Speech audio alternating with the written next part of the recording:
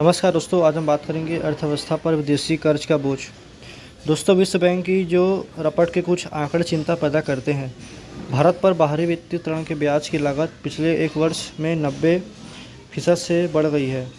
वर्ष 2022-23 में ब्याज की लागत 23% के आसपास थी, जो अब 92% दर्ज की गई है। दोस्तों, परमजीत सिंह वोहरा कहते हैं कि इन दिनों विश्व बैंक की एक रपट काफ़ी चर्चा में है, जिसमें भारतीय अर्थव्यवस्था पर लगातार बढ़ रहे बाहरी वित्तीय ऋण के प्रभाव को दर्शाया गया है। दोस्तों, इस रिपोर्ट में विश्व बैंक ने निम्न मध्यम वर्गीय आय वाले 109 मुल्कों को उनकी अर्थव्यवस्था में बाहरी वित्तीय ऋण के प्रभाव को विश्व पोषित किया है। विश्व बैंक की सोच के मद्देनज़र निम्न मध्यम वर्गीय आय वाले देश वे सब हैं जहां प्रति व्यक्ति वार्षिक आय $1100 से लेकर $4515 के मध्य है। दोस्तों, इस रिपोर्ट के मुताबिक बीते 10 वर्षों में इन देशों पर भारी वित्तीय ऋण का भार 55% की दर से बढ़ गया है। वर्ष 2013 में इन देशों पर बाहरी वित्तीय ऋण $5713 अरब था, जो वर्ष 2023 के अंत तक बढ़कर $8837 अरब पर पहुंच गया है। दोस्तों, भारत पर बाहरी वित्तीय ऋण के ब्याज की लागत पिछले एक वर्ष में 90% से अधिक बढ़ गया है। वर्ष 2022-23 में ब्याज की लागत 23% के आसपास थी, जो अब 92% दर्ज हुई है। दोस्तों, अगर एक वर्ष में ऋण की लागत या ब्याज का पुनर्भुगतान करीब दोगुना देना पड़े, तो यकीन इसका नकारात्मक प्रभाव आने वाले समय में अर्थव्यवस्था में विकास की दर पर भी देखने को मिलेगा। यहाँ बताया जा रहा है कि अमेरिका की आर्थिक नीति का दबदबा सबसे मुख्य कारण है। दोस्तों, कोरोना के दौरान अमेरिका में महंगाई उच्चतम स्तर पर चली गई थी, क्योंकि सरकार ने मंदी की आशंका को रोकने के लिए समाज में वित्तीय तरलता को बहुत बढ़ा दिया था।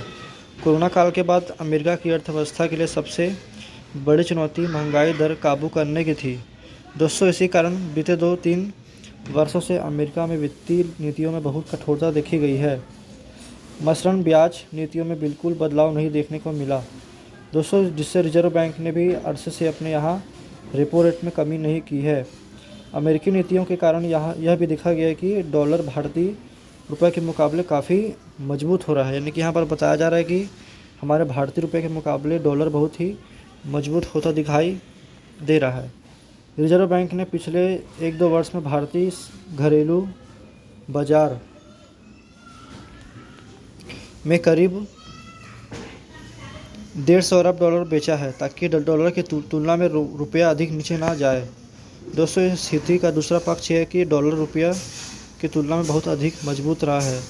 भारतीय अर्थव्यवस्था में बाहरी ऋण का भुगतान चूंकि डॉलर में ही करना होता है, तो इस कारण विश्व बैंक की ताज़ा रिपोर्ट, जिसमें 109 देशों का विश्लेषण किया गया है, इसमें दक्षिण एशिया देशों के बारे में यह बताया गया है कि इनमें विदेशी ऋण का भार और उसके ब्याज की लागत लगातार बढ़ रही है।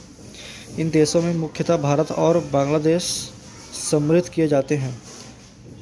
दोस्तों, पूंजीगत खर्चों पर इस सरकार ने बहुत तेज़ी से बढ़ोतरी की है और 10 लाख करोड़ तक की इस खर्च को बजट में आवंटित कर दिया है। वहीं दूसरी ओर देश की अर्थव्यवस्था में बेरोजगारी, महंगाई, किसानों की अल्प आय और सामाजिक विकास की कई योजनाएं ऐसी है जिन पर आवंटित बजट में कमी नहीं की जा सकती।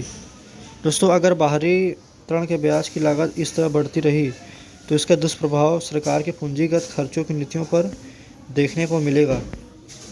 बीते 2-3 दशक से निजी निवेश देश में तेज़ी से बढ़ रहा है, लेकिन प्रति व्यक्ति आय चूँकि बहुत कम है, इसलिए आर्थिक बचत भी बहुत कम है।